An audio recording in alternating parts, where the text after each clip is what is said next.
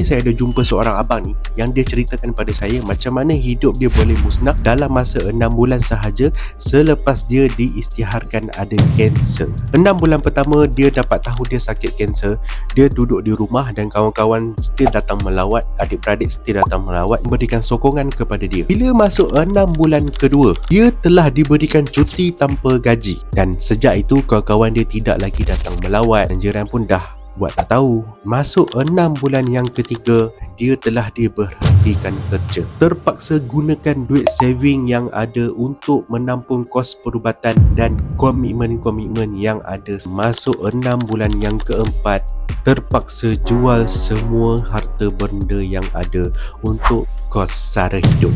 Jadi untuk kronologi yang macam ni, Takaful telah sediakan satu jalan penyelesaian tau, iaitu pampasan sakit kritikal. Bila korang diisytiharkan sakit kritikal, contohnya sakit kanser, korang akan diberikan pampasan cash. Contohnya kalau korang sakit dan tiba-tiba korang dapat RM500,000 secara tunai, bolehlah menggunakan duit tersebut untuk menampung kos perubatan dan kos-kos yang lain. Pampasan untuk sakit kritikal ni sangat mampu milik. Jadi kalau korang nak dapatkan pampasan sakit kritikal ni, korang boleh tekan link di bio saya sekarang.